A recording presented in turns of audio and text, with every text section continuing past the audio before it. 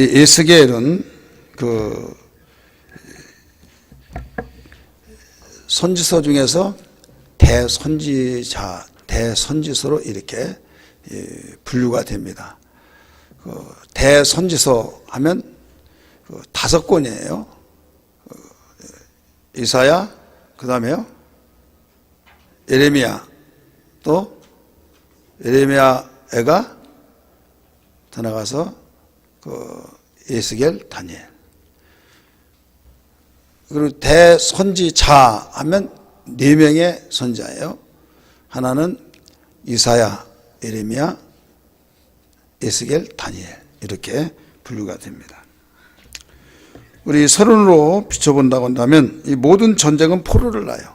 전쟁이 일어났다 그러면 그 적군이든 아군이든 다 피해가 있는데 이 포로를 이제 낳게 되는데, 우리나라 6.25 전쟁 동안에 거제도 포로 수용소에 17만 명의 북한군 포로가 있었어요. 17만 명. 근데 북으로 잡혀간 포로는 8만 명이 넘었어요. 그래서 남쪽도 북쪽도 이 포로를 낳게 된 거죠.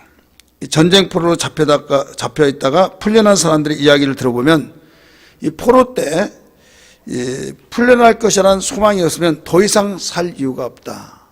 그리고 언제 풀려나나, 이게 가장 한 가닥의 희망의 빗줄기라는 거죠. 언젠가는 풀려날 거야, 언젠가는 상호 교환하면서 다 해결될 거야, 이런저런 생각으로, 그래서 그리운 고국의 또 가정에 안기게 된다는 사실을 생각할 때 그 희망을 가지고 하루하루 살아간다는 거죠. 근데 만약에 그런 것도 없다고 한다면 살 의미도 없고, 그 절망, 완전히 터널 속에서 빛이 보이지 않고 언제 끝이 나나 할 정도로 그런 절망 속에서 살 수밖에 없다, 이거죠. 우리는 이 포로들은 앞날을 몰라요. 정치하는 자들에 의해서 이제 어떻게 진행된 것을 그 판을 짜겠죠. 근데 자신들은 지금 포로로 잡혀가서 이 적국에 지금 있기 때문에 어떻게 될지 아무도 모르는 가운데 불안하기도 하고 소망을 가질 수 없는 그런 이 포로의 대상, 그들에게 메시지를 딱 던져줬다. 당신들은 몇 월 며칠 날 포로로 풀려나서 해방된다 라고 한다면 얼마나 희망의 소식일까요? 지금 이사야는 이사야는 예루살렘의 멸망에 대해서 경고를 했어요. 예레미야 다음에 뭐가 있어요? 이사야는 예루살렘의 멸망에 대해서 경고했고, 이사야 다음에는 예레미야서가 나오죠. 이 예레미야는 예루살렘의 멸망을 보고 울었어요. 그러면 오늘 에스겔은 바벨론의 포로로 끌려갔던 그들에게 바로 이 말씀을 전한 겁니다. 소망의 말씀을 전해준 거예요. 자, 이사야는 예루살렘의 멸망을 예언했고, 또 예레미야는 멸망을 보고 울었고, 또 에스겔은 포로로 잡혀간 그들을 향해서 그들을 대상으로 삼아서 하나님 말씀을 선포했다. 이렇게 그 큰 그림의 전체 내용, 흐름을 우리 파악을 해야만 됩니다. 하나님께서 불순종해서 포로로 끌려간 사람들에게 선지자 에스겔을 거기에서 그 소명을 주어서 예언을 하게 해서, 거기에 누구보다도 하나님은 선하시고 하나님은 영원하시다, 그리고 인자하시기 때문에 반드시 하나님 말씀대로 모든 것이 진행되고 있다, 이것을 일러주고 있는 겁니다. 우리 시편 100편 5절 말씀 같이 읽습니다. 시작. 여호와는 선하시니 그의 인자하심이 영원하고 그의 성실하심이 대대에 이르리로다 나오죠. 2번 에스겔이라는 히브리 이름은 하나님께서 힘주심, 하나님께서 강하게 하심 또는 하나님에 의해 힘을 얻음이라는 의미다. 힘주심이라는 뜻이에요. 힘이라고 하는 힘을 얻는다는 뜻이에요. 에스겔 이름은. 그래서 에스겔은 영광의 선지자라 이렇게 불려지기도 했어요. 저자, 에스겔의 저자는 에스겔 자신입니다. 이 본문은 부시의 아들 제사장 에스겔이라고 분명히 밝히고 있습니다. 비번 에스겔서는 전체를 통해서 1인칭 단수 형태가 계속 사용되고 있어요. 1인칭 단수 형태. 그래서 이는 에스겔서가 한 사람의 기록자임을 보여주고 있죠. 우리라고 하는 1인칭 복수를 쓰지 않고 단수로 썼다. 58페이지 봅니다. 10번 이 책의 본문에 나타난 내적 증거들이, 내적 증거는 뭐예요? 성경 안에 있는 증거를 내적 증거라고 그래요. 성경 밖에 있는 증거들을 외적 증거라고 합니다. 그 나무에 달린 자마다 그 저주 아래에 있다. 이것은 내적 증거도 있고 외적 증거도 있어요. 다시 말해서 갈라디아 3장 13절의 말씀 보면 기록된 바 나무에 달린 자마다 저주 아래에 있다. 이런 내용이 나오죠. 이것은 성경에도 나옵니다. 그런데 성경 아니 일반 역사에도 나와요. 여러분이 여호수아서에 보면 전쟁을 하는데 이스라엘 백성들은 그 낮에 강성입니다. 근데 적군은 야행성이 강성해요. 그래서 밤에 잘 싸우고 낮에는 잘 싸우지를 못해요. 근데 이스라엘은 밤이 되면 완전히 그 절벽과 같이 싸움을 못해요. 낮에는 굉장히 잘 싸운대. 근데 해가 넘어가려고 그래요. 그럴 때 시간은 없죠. 해는 넘어가지고 이겨야 할 텐데, 그래서 그는 명령을 했어요. 명령기도. 태양아 머무르라. 달아 너도 그리할지다. 왜? 공정과 자전 속에서 이렇게 움직여지고 있는데 태양만 딱 머무르면 또 안 되잖아요. 태양과 달을 함께 머무르라고 했을 때 기록이 그렇게 멈췄어요. 하루 종일 중천의 해가 지지 않았다. 이렇게 나와요. 거기 내가 말하고 싶은 것이 뭐냐면 야살의 책에 기록되지 않았느냐 이런 말이 나와요. 따라서 합시다. 야살의 책에 기록되지 않았느냐. 야살의 책이라는 것은 일반 역사의 책을 말하고 있어요. 성경 아닌 당시의 일반 역사의 책, 일반 역사의 책에도 기록되지 않았느냐. 그래서 일반 역사에 나왔던 성경과 관계없이 성경 안에서의 증거를 대는 것을 내증이라고 한다면 성경 밖에 있는 증거들을 외증이라 이렇게 말해요. 그래서 여기에 우리는 성경에 이 본문에 나타난 내적 증거들이 책이 모두 통일성을 이어주고 있습니다. 통일성 기록하세요. 그 다음에 스타일, 언어, 주제, 전개가 책 전체를 한 사람이 거룩한 지속성을 보여주고 있는 겁니다. 그래서 이 저자가 에스겔이라는 것을 세 가지 이유에서 그 에스겔이라는 것을 일러주고 있는 거죠. 자, 기록 연대와 배경 보세요. 그 맨 위에 에스겔 해놓고 그림 있죠. 쭉 622년부터 555년 주전 가르쳐주고 있어요. 그 밑에 보면 그 가운데는 연대를 가르쳐줬죠. 출생 605년 1차 포로, 2차 597년 포로 쭉쭉 나오죠. 그다음 밑에 예레미야가 나오고 그 밑에 다니엘이 나와요. 그래서 다니엘이 예언했던 시기와 또 예레미야가 예언했던 시기, 에스겔이 예언했던 시기가 쭉 나옵니다. 여기에 보면 22년 해놓고 예언 사역 나오죠. 에스겔 1장 2절, 29장 17절에 보면 이 예언 사역이 22년 동안 했다는 거죠. 48장까지 있는 그 내용, 그 책에서 22년 동안 예언을 했다. 선지자 생활을 했다 이 말씀이에요. 2번 에스겔은 주전 597년 바벨론의 2차 침략 때 포로로 잡혀가서 바벨론에서 부름을 받아서 예언을 하게 됐다. 이렇게 가르쳐 줍니다. 그 도표도 보세요. 2차 포로 나오죠. 그러니까 1차 포로는 605년도에 1차 포로로 잡혀간 자들이 먼저 있었고, 그래 예루살렘 침략이 1차에 의해서 되고 2차에 대해서 됐어요. 1차, 2차 포로들이 따로따로입니다. 거기 가서 만나는 거죠. 이제 포로병들끼리. 근데 에스겔은 그 2차 포로로 잡혀갔다 이거예요. 597년에. 그 다음에 비번 보세요. 에스겔서는 주전 570년에서 주전 565년 사이에 기록된 것으로 추정된다. 주전 593년에 부르심을 받아서 예언을 시작해요. 시간적으로 가장 후의 예언을 요약인 27년이라고 하는 그 에스겔서 29장 17절의 말씀 보면 사역 기간이 22년 정도 됩니다. 그럼 마지막 예언이 끝난 후, 마지막 예언이 571년도에 끝나요. 571년. 그래서 끝난 후에 에스겔서를 기록한 것 같다. 이렇게 기록 그 연대를 가리키고 있습니다. 학자들이 에스겔서의 기록 연대를 대략 570년에서 565년에 기록했다. 이렇게 증거를 하고 있습니다. 특징 봅니다.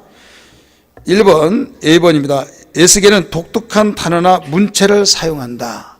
독특한 단어나 문체를 사용한다. 1번 봅니다. 자신을 가리키는 호칭으로 에스겔의 인간적 본성에 초점을 둔 인자라는 단어를 93번, 93번에 사용을 해요. 인자 이런 말이 많이 나오죠. 에스겔서에 많이 읽어보니까 그 인자 자신을 누구를 보면 자신을 말하고 있는 거예요. 지금 59페이지 봅니다. 2번 내가 여호와인 줄 너희가 알리라라는 표현이 60회가 나옵니다. 60번. 그래서 독특한 단어나 문체가 사용되는데 인자라는 단어가 그 무려 93번, 또 내가 여호와인 줄 알리라, 너희가 알리라 이런 단어가 6번 문장이 나와요. 그 다음에 세 번째, 여호와의 권능이 내게 임하여, 이런 단어가 많이 나옵니다.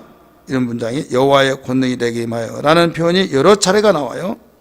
네 번째는 여호와의 말씀이 내게 임하여 이르시되, 이런 단어도 많이 나옵니다.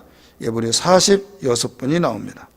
B번, 특징 중에 지금 두 번째, 에스겔서는 속담, 또 환상, 비유, 우화, 상징적인 행동 등의 문학적 표현들로 가득 채워졌어요. 문학적 표현법으로 가득 채워졌다. 예를 들어서 10가지 징조와 이런 말이 나와요. 10가지 징조, 그 다음에 6개의 환상과 또 6개의 비유가 나와요. 자, 10가지 징조 가운데서 6개의 환상, 6개의 비유. 특별히 에스겔서의 상징적인 행동은 극적인데, 예를 들어서 사장에서 그는 토간이 예루살렘 성을 가리키고 있어요. 토간.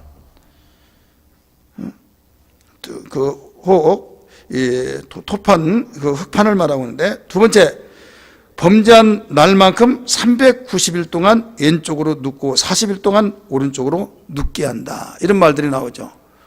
범죄한 날만큼 오른쪽으로 눕고 왼쪽으로 누워라. 아마 이런 다른 어떤 예언사는 이런 일이 없어요. 그런데 독특한 이런 특징으로서 이런 내용들이 그 문학적 표현을 쓰는데, 그 40일 동안 오른쪽으로 눕게 하라. 또 왼쪽으로는 390일 동안 누워라. 이런 식으로 나온다 이거죠. 그 다음에 세 번째는 쇠똥으로 불을 피워서 떡을 굽게 하는 내용이 나와요. 뭔 똥으로요? 예, 쇠똥. 쇠똥이 뭐예요? 새똥이 아니에요? 쇠똥이에요. 소똥. 예, 소가 누운 똥. 그래서 이제 마르면 그게 나무가, 저기 몽골에서는 대부분 그렇잖아요. 말똥 가지고 그 밥에 먹고 라면 끓여 먹고 막. 우리나라 사람들이 가서 나무 없으니까 그걸로 라면 끓여 먹고 그래요. 활액이 쓸까요, 안 쓸까요? 예? 쓰든 안 쓰든 그것밖에 없어요. 그걸로 해요. 근데 그게 숯과 같이 그렇게 되는 거예요, 막. 마르니까. 그래서 이스라엘 백성 가운데서 에스겔 선지자는 포로로 잡혀가서 거기에 소똥으로 그 떡을 구워 먹어라. 이런 말들이 나오죠. 그다음 5장에서 머리카락과 수염을 밀어서 3등분으로 나누라. 자, 머리카락, 수염을 딱 잘라가지고 3등분으로 나누라. 이런 내용이 나와요. 그러니까 정확하게 3등 나눠서 이렇게 하라. 이게 읽으면서도 이게 도대체 무슨 뜻이야? 이렇게 되죠. 그래서 이게 특징 중에 하나예요. 이 모든 행동은 이스라엘의 주의를 사로잡게 한 겁니다. 왜 그런가 하면 했던 말 또 하고 또 하면 그러면 아이 버거워, 지겨워, 했던 말 또 하네. 그런데 그 지금 말 한마디 한마디가 이건 뭐야? 이건 뭐야? 하면서 주의를 환기시키면서 집중할 수 있도록 그 새로운 단어를, 새로운 문체를 사용하는 거죠. 그러다가 보니까 거기에 그냥 그런가 보다 하면 의미가 없겠죠. 거기에 분명히 의미가 부여된 거죠. 의미가 부여되면서 이 뜻은 뭔 뜻이라는 것을 또 일러주고 있는 거죠. 세 번째 10번, 예레미야서는 달리 연대기적 배열의 흐름이 뚜렷하게 나타납니다. 연대별로 짝짝짝짝 해서 순서대로, 연대의 순서대로 배열이 되어 있어요. 예레미야서는 그렇지 않았죠. 그리고 구조적인 질서와 조화가 잘 이루어졌다. 집을 질 때 구조가 있어요. 모든 구조가 딱 나오면 거기에 대해서 기둥이 세워지고 구조 모든 것이 이 구조가 잘 됐어. 그 주방이 여기 있고 또 남양집으로 화장실이 어디 있고 너무 구조가 잘 됐더라 이런 말 하잖아요. 여기 에스겔서에서도 이 구조가 뚜렷하게 조화가 잘 이루어졌다 이런 내용이에요.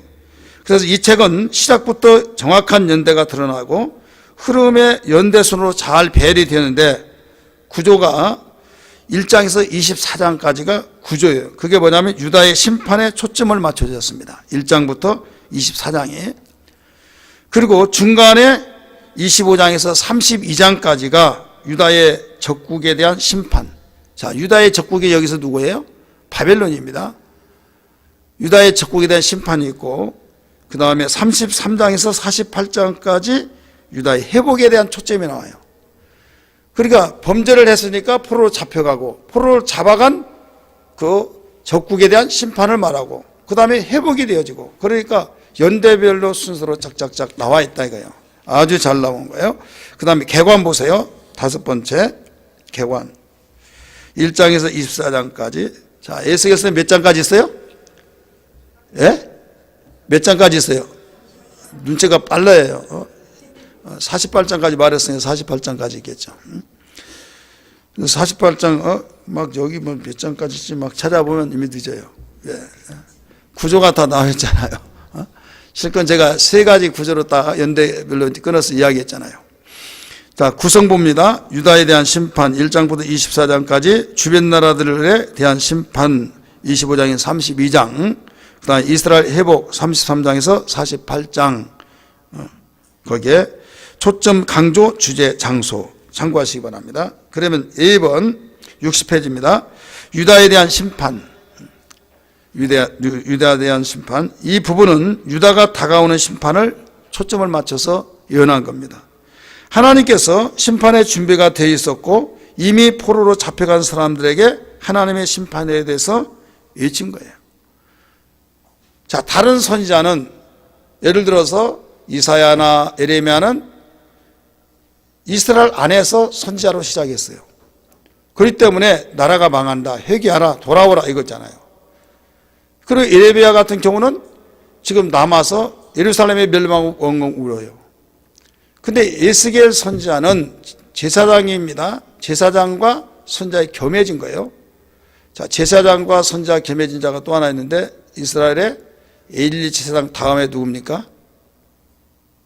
엘리 제사장 다음에 사무엘. 사무엘은 선지자도 되고 제사장도 되고 이 겸했어요. 지금 에스겔도 마찬가지예요. 에스겔은 부시의 아들 이렇게 나오잖아요. 저 미국 부시 대통령 말고 지금 그 당시 부시의 아들인데 에스겔이 제사장으로서의 직무를 다해요. 그런데 하나님께서 포로로 잡혀간 거기에서 제사장인과 동시에 이미 거기는 제사장의 직무를 할 수가 없는 거예요. 제사장은 성전이 있어야 하잖아요. 성전이 있어서 거기서 제사법도에 따라서 제사를 지내는데 이미 죄의 결과로서 포로로 잡혀가서 성전이 없으니까 제사도 지내지도 못하고 이때 선지자로서의 하나님이 거기서 부름을 받아서 사용되어지게 됩니다. 그래 여기에서 이 하나님의 심판에 대해서 이미 그들은 심판을 받아서 포로로 잡혀간 그들에게 심판에 대해 외치게 된 거예요. 이건 뭐냐면 지금 여기에 와 있는 이유를 아느냐 이거예요.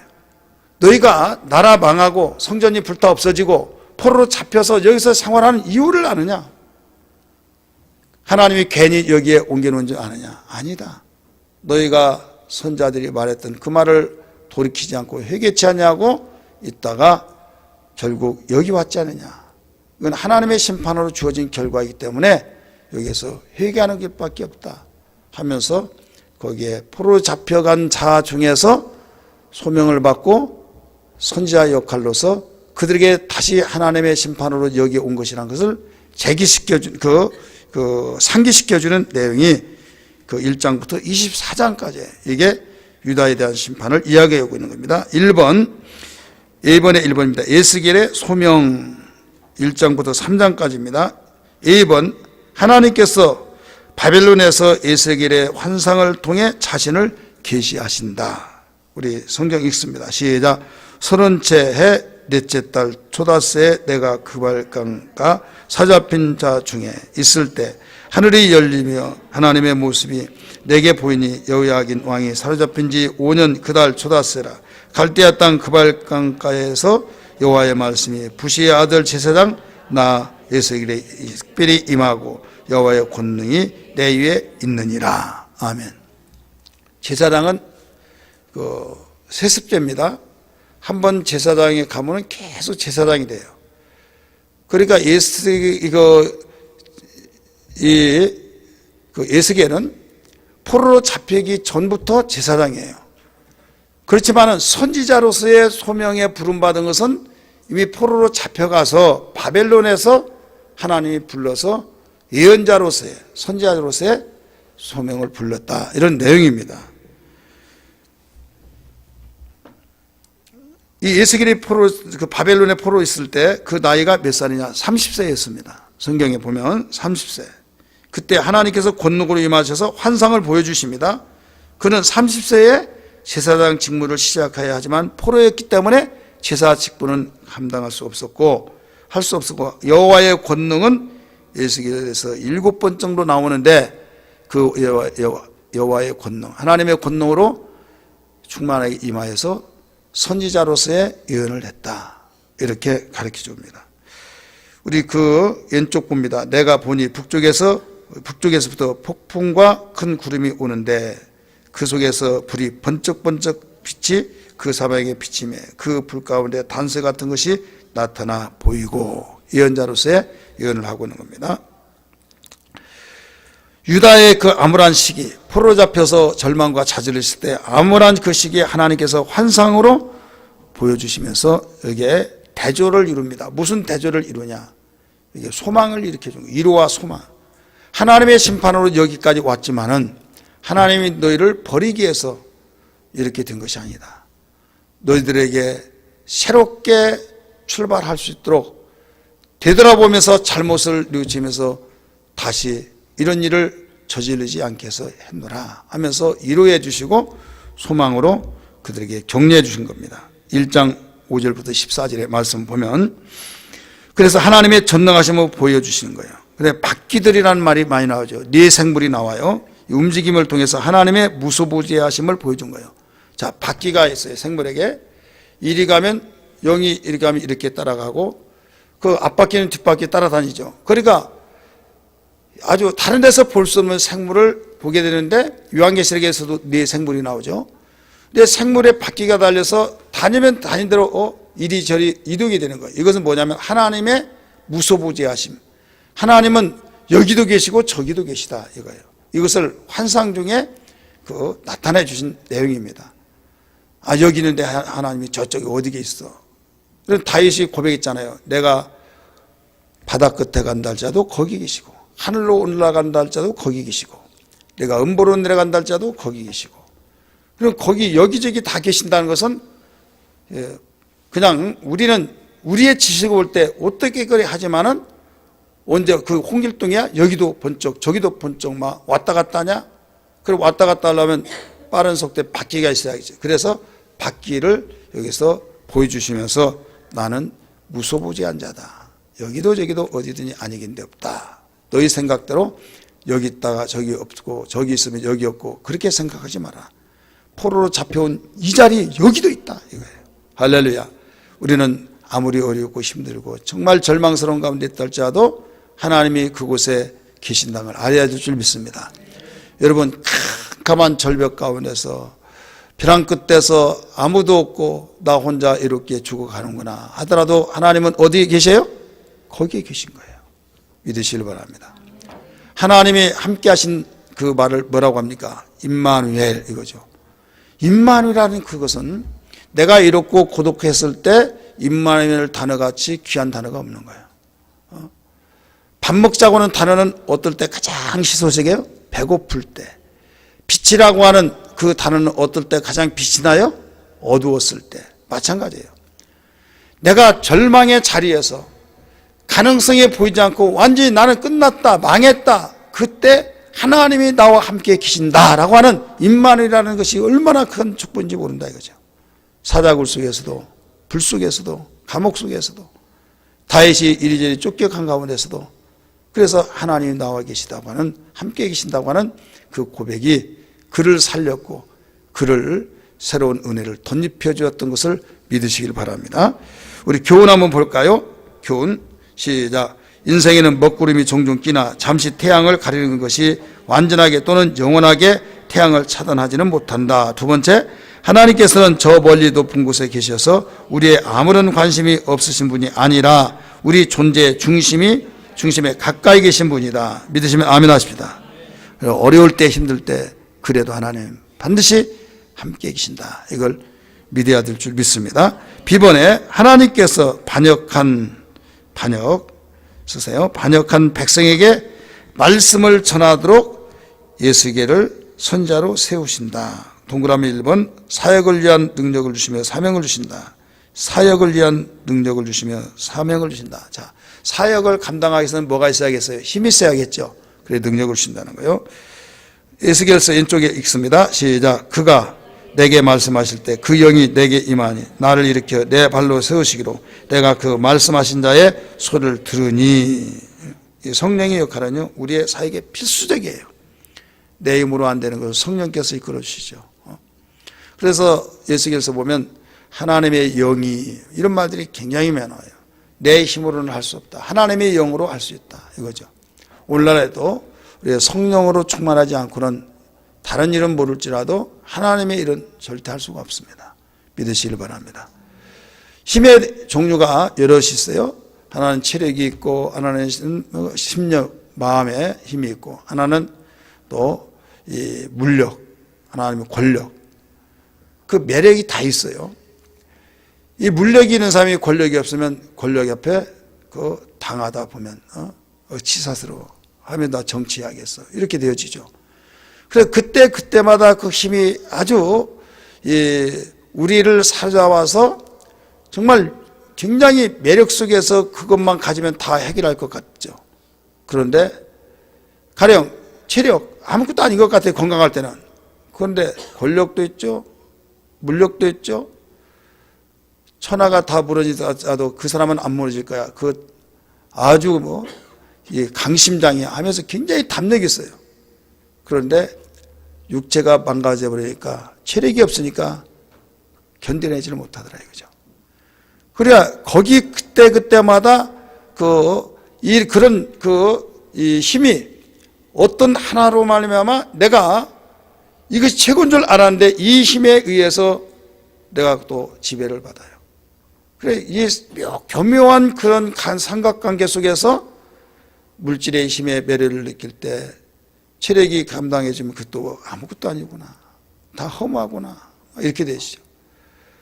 또 물질의 힘, 체력의 힘, 강심장을 가지고 그랬더라도 권력에 눌려버리니까 권력 하면 또 매료를 느끼죠. 근데 성경은 분명히 영력이란 힘을 우리에게 가르쳐 주었어요. 영력. 이게 이사야 40장 31절 나오죠. 여호와를 앙망한 자에게는 독수리가 하늘로 솟구친 것처럼 샘을 주신다. 이게 나오죠. 이게 영력이에요. 하나님께로부터 나오는 힘. 그래 이 하나님께로부터 나온 힘은 어떤 힘이나 다 지배합니다. 권력도 지배하고 물력도 지배하고 또 체력도 또 우리에게 어떤 담력도.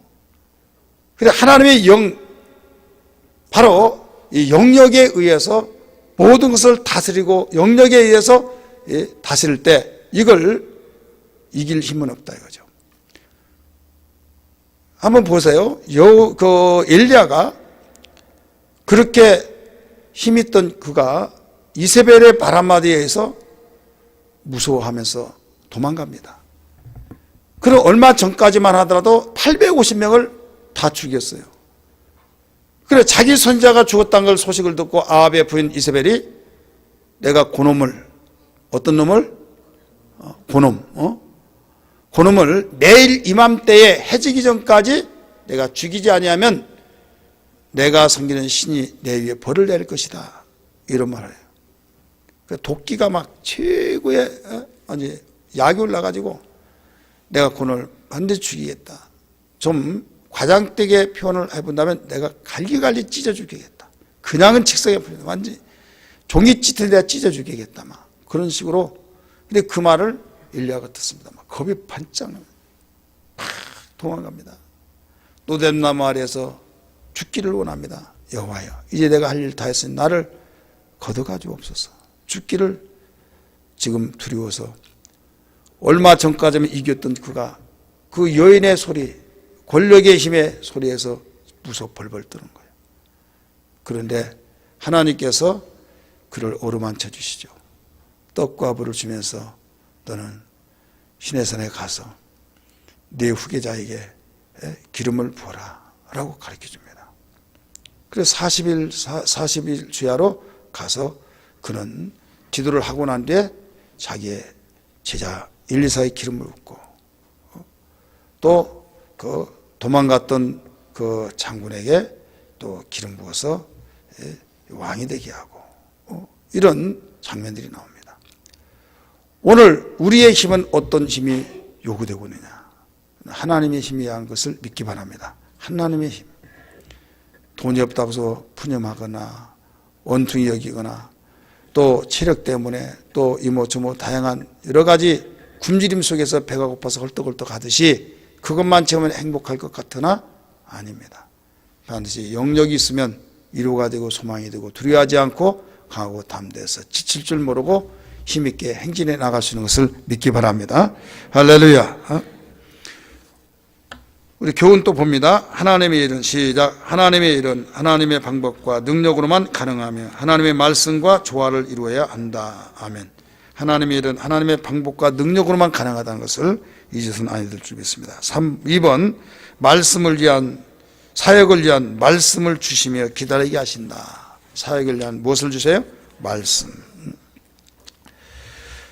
우리 성경 예수께서 3장 1절에서 3절 같이 읽습니다. 시작. 또 그가 내게 이르시되 인자야 너는 발견한 것을 먹으라. 너는 이 두루마리를 먹고 가서 이스라엘 족속에게 말하라 하시기로 내가 입을 벌린 그가 그 두루마리를 내게 먹이시며 내게 이르시되 인자야 내가 네게 주는 이 두루마리를 네 배에서 넣으며 네 장자에 채우라 하시기에 내가 먹으니 그것이 내 입에서 달기가 꿀 같더라. 이것은 두루마리를 먹으라는 것은 무엇을 먹으라는 거예요? 말씀을 먹으라는 거예요.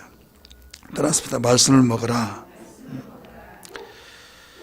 우리 완악 그 왼쪽 우리 한번 60페이지 시작. 그러나 이스라엘 족속은 이마가 굳고 마음이 굳어 내 말을 듣고자 아니하리니 이는 내 말을 듣고자 아니함이라. 보라 내가 그들의 얼굴을 마주보도록 네 얼굴을 굳게 하였고 그들의 이마를 마주보도록 네 이마를 굳게 하였으되 네 이마를 화석보다 굳은 금강석이라 하였으니 그들이 비록 반역하는 족속이라도 두려워하지 말고 그들의 얼굴을 무서워하지 말라 하시느니라.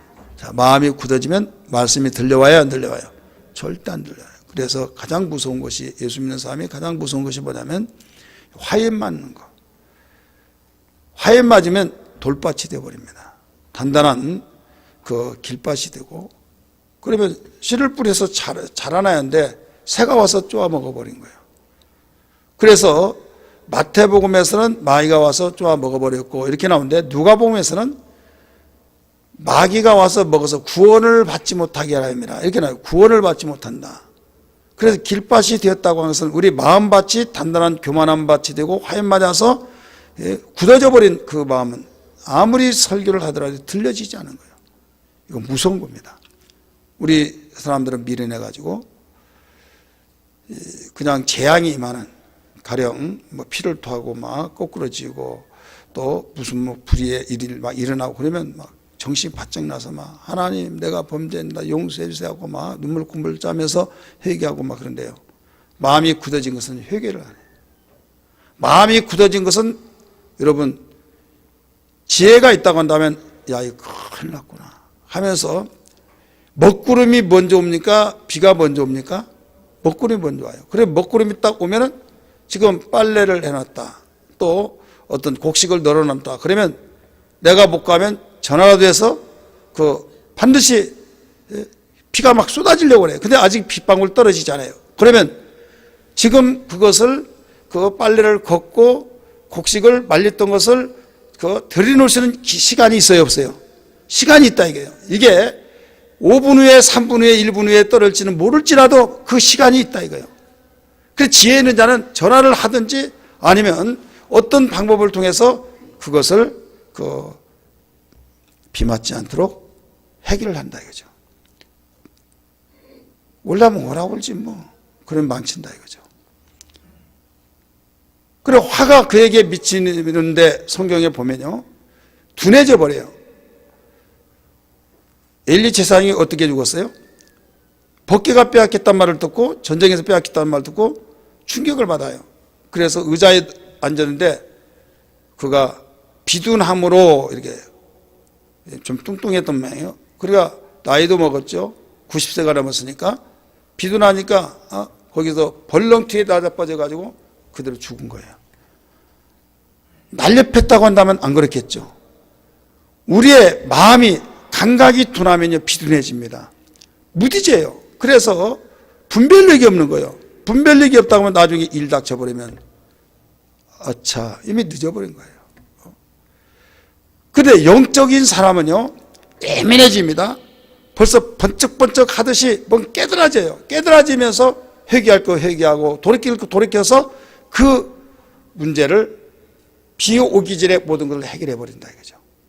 그래서 마음이 완악한 거, 무디진 거, 화에 맞은 거 이것은 굉장히 무서운 거예요. 그래서 내 자신의 스스로의 우리 영적 심령 상태를 잘 점검해야 될 줄 믿습니다. 여러분 스스로 잘 진단을 해보세요. 어느 날부터 내가 설교가 잘 들려오는가 안 들려오는가 찬송 소리도 지겹고 또 예배가 지겹고 설교 시간도 지겹고 막 뛰쳐나가고 싶고 귀에 쟁쟁쟁쟁 그 마이크 소리만 나고 아주 따분하고 앉아있으면 좀이 쑤시고 막 미쳐버릴 것 같고 막 뚜껑 열려서 막 뛰쳐나가고 싶은데 그럴 수도 없고 막 이건 너무 무서운 거예요. 저한테는 말할 필요 없어요. 하나님 앞에 자수하세요. 하나님 앞에 자수하고 기도하세요. 이거 해결돼야만 합니다. 해결돼야 다른 거 풀려져요. 해결돼야만 다른 것이 다 축복의 문이 열려지고 하늘문을 열어서 해결되는데 이게 해결되지 않는 이상은요 이건 구제불능입니다. 이건 분명한 사실입니다. 그래서 여기에서도 그런 사건 이야기를 가르쳐주고 있어요. 이 완악한 백성에게 메시지를 전한다는 것은 어려운 사명을 뜬 이 에스겔 선지자가 그것을 지적해주면서 가르쳐주고 있는 겁니다. 우리 교훈 봅니다. 우리는 마음에 근육이 뭉쳐서 돌처럼 되지 않도록 매일 말씀과 성령으로 마사지를 함으로써 부드럽게 풀어야 한다. 3번 사역을 위한 선자로 세우시며 육체적인 속박을 주신다. 이 파수꾼은 선자를 지금 호칭하고 있어요. 다른 선자로 호칭을 하고 있는데 고대 파수꾼은 적의 침입을 감시하는 역할을 했다고 한다면 영적 사역을 수행하는 선자를 파수꾼이라 이렇게 말을 했어요. 그래서 에스겔에서도 파수꾼의 단어들이 많이 나옵니다. 우리